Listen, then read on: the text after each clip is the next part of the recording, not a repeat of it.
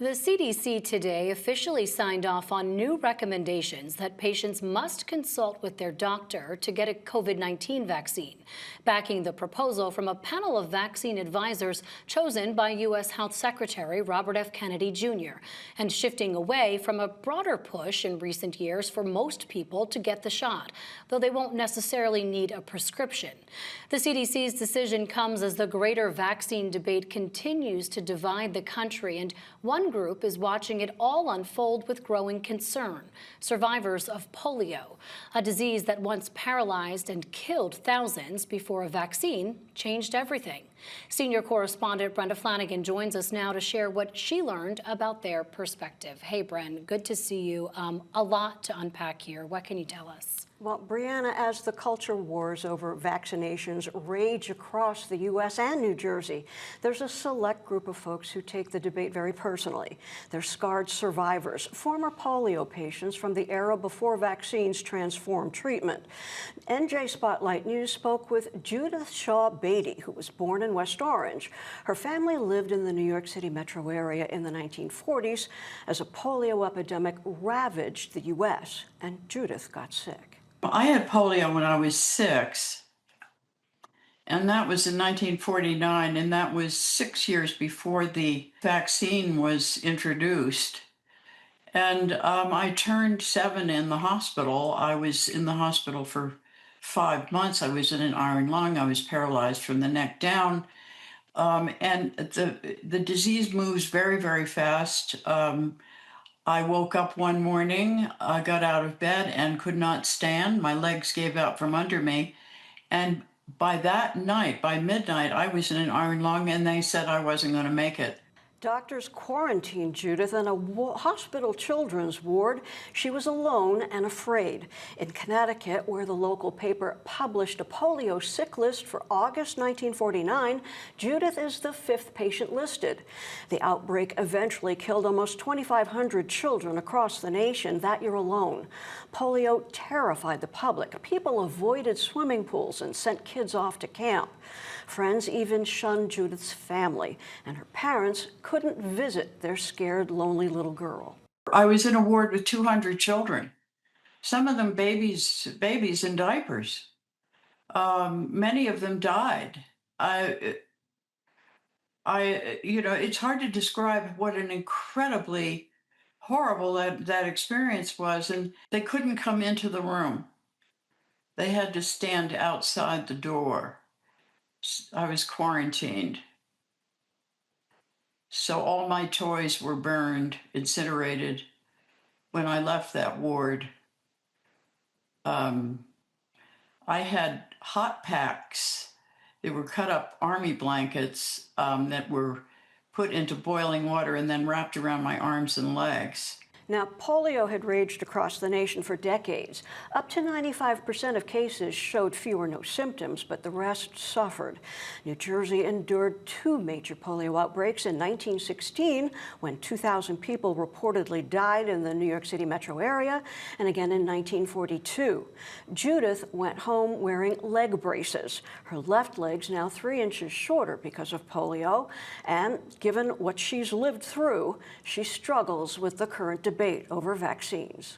On Facebook, there are polio groups with thousands of polio survivors who are equally horrified.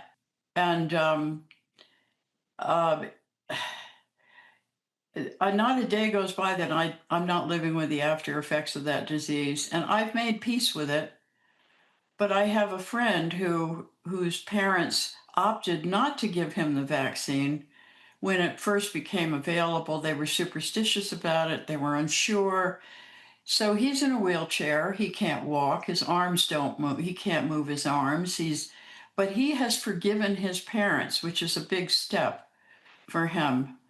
But I don't know how children would feel now if their parents opted out of vaccines for them and they contracted not just one of the childhood diseases, which I've had all of them, but polio.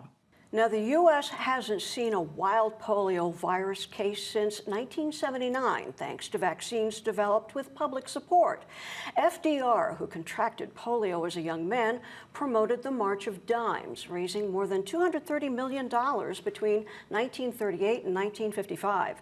Dr. Meg Fisher remembers school collections. We would all collect our dimes, and we would put them in these little packages, and we would send them somewhere. I don't know where we sent them, but we would send them somewhere. And there's a great picture on the internet of Franklin Delano Roosevelt with the dimes. Now, she says Americans back in the 1950s were also more likely to trust the government when it unveiled a new vaccine. And patients didn't usually question their family doctors, even as more and more vaccines went on the market. And that continued, way up through the 70s and 80s. It really wasn't until the 90s and 2000 that people became a little more skeptical.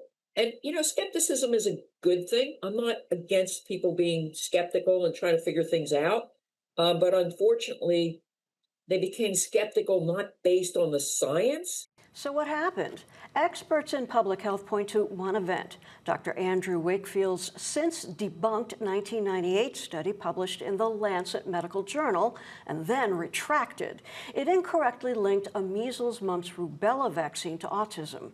New Jersey's former state epidemiologist, Dr. Eddie Bresnitz, says that kick-started a nascent vaccine skepticism trend.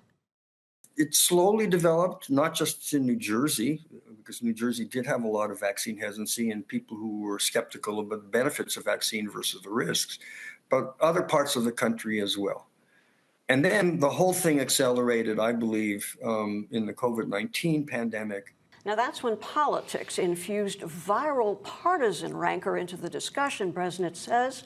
The current administration's health secretary is an avowed vaccine skeptic who's clashed openly with traditional medical associations, and the president's railed against childhood vaccination schedules as well. They go to the doctor and they get the vaccine, they get the shot, the kid is, badly hurt.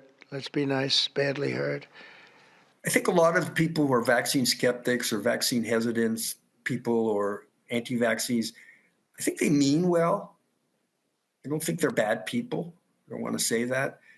I just think that they're ignorant about the fact that there's always a benefit-risk calculus. The idea is that when these diseases are eradicated, and you haven't been around, there's 2 or 3 generations now who've never met people who've had these diseases or been affected by them.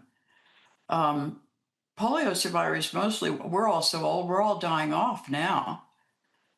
I think that you have this sort of false sense of security, of safety. It's as though out of sight, out of mind. That risk-benefit calculus still applies. Polio's not eradicated. Afghanistan and Pakistan remain wild polio reservoirs, and the virus still circulates in under-vaccinated and vaccine-skeptic communities, according to the World Health Organization.